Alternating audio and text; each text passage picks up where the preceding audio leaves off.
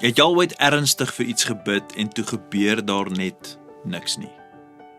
Jy bid, jy glo, jy vertrou, jy's vol hoop, maar dit voel of die hemel net stil bly.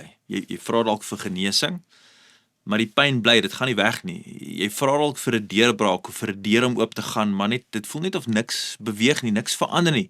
Jy vra vir vrede, maar jou gedagtes bly onrustig, daar's nog steeds angstigheid.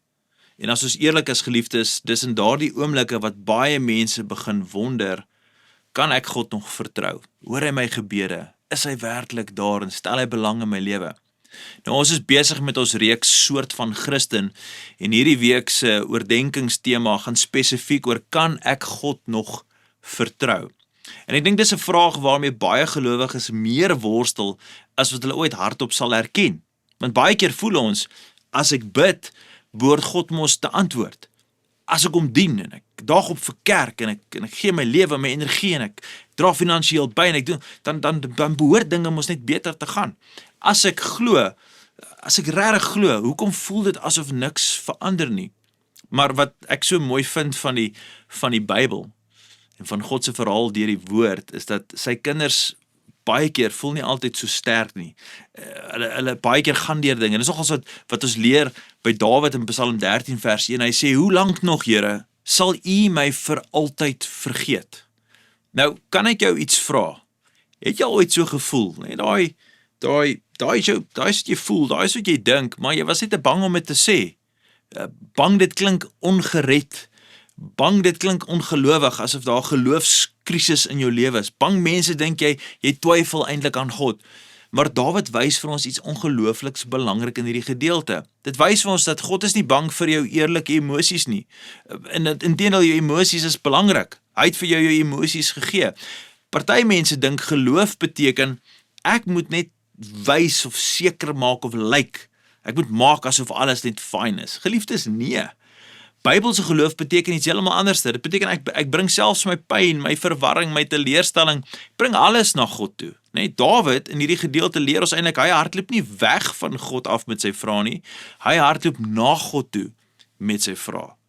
Dis 'n gebalanseerde geloof. Dis 'n sterk geloof. Dis 'n eerlike, gesonde geloof. En miskien moet iemand vandag dit hoor. God se stilte beteken nie God is afwesig nie. Net omdat jy hom nie nou verstaan nie of nou beleef soos jy dink jy hom moet beleef nie, beteken nie dat hy nie aan die werk is nie, beteken nie hy is nie betrokke nie, dit beteken nie hy is nie reeds besig om iets vir jou uit te werk nie, net omdat jy nie die antwoord sien nie, beteken verseker nie dat hy jou vergeet het nie. Baie keer werk God op plekke en in ons lewens op maniere wat ons net nog nie kan sien nie, en weet julle wat gebeur dikwels? Eers wanneer ons terugkyk, maande of jare later, as ons terugkyk, dan besef ons, die Here, hy was altyd daar. Hy was altyd daar, selfs toe ek gedink het, hy was stil, selfs toe ek gevoel het, daar het niks gebeur nie, selfs toe ek gewonder het of hy nog betrokke is in my lewe, of u nog luister.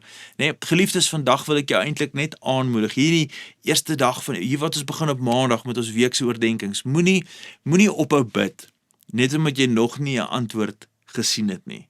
Moenie ophou vertrou net omdat jy nog nie alles ten volle verstaan nie, want geloof beteken nie ek verstaan alles nie. Geloof beteken ek hou steeds vas aan God, selfs wanneer ek nie alles verstaan nie. Dis juis eintlik hoe geloof lyk. En dalk is dit die uitnodiging van vandag. Nie om al die antwoorde te hê nie, maar om nader aan God te beweeg, selfs met jou vrae, juis met jou vrae.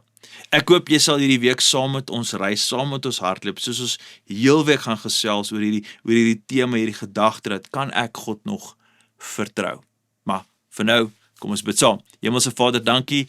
Vandag, as ons dit vandag kyk, maandag, eerste dag van ons werksweek, bid ek, Here, dat ons, soos ons hierdie week sal ingaan, dat ons sal ingaan met die vaste vertroue, dat U gaan vir ons dinge kom wys, kom leer, U gaan ons gedagtes kom strek, vir elke persoon wat vandag inskakel en hoor, dat dit is belangrik om eerlik te kan wees met God, dat ons kan kom na God toe met alles wat ons voel, dat U wil so met ons ook kan connecte, met ons kan praat, Here, dat ons nie hoef weg te skram, omdat ons sekere dinge beleef, wat ons onwaardig of angstig of onseker laat voel, maar juis, Here, dat ons dit bring na U toe, met oortuiging, met selfvertroue, dat in daai onsekerheid, hoor U ons nog steeds. U kyk nie weg nie.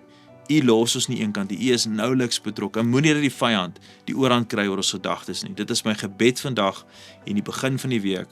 Bid dit als in die kosbare mooi naam van Jesus Christus. Amen en amen. Geliefde, ek sien julle môre. Gaan in vrede. Totsiens.